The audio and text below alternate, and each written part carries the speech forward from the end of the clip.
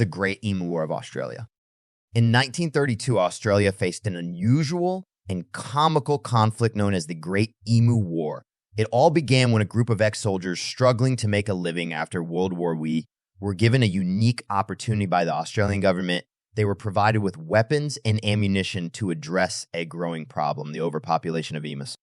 The emu population in Western Australia had exploded, and the large flightless birds were causing significant damage to crops. Farmers were desperate for a solution, and the government believed that the war-hardened soldiers could handle the task. So the soldiers armed themselves with 2 Lewis machine guns and 10,000 rounds of ammunition, and they set out to wage war against the emus. However, things didn't go as planned. Emus, being fast and agile, proved to be formidable opponents.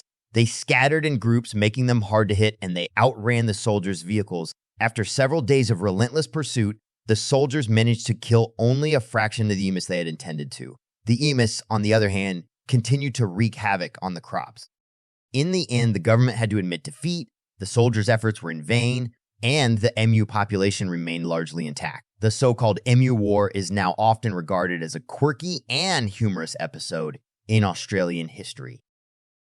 The Great Emu War is a reminder that even the most well-intentioned plans can sometimes go awry, and nature can be surprisingly resilient in the face of human intervention. It's also a testament to the uniqueness of Australian wildlife and the unexpected challenges it can pose.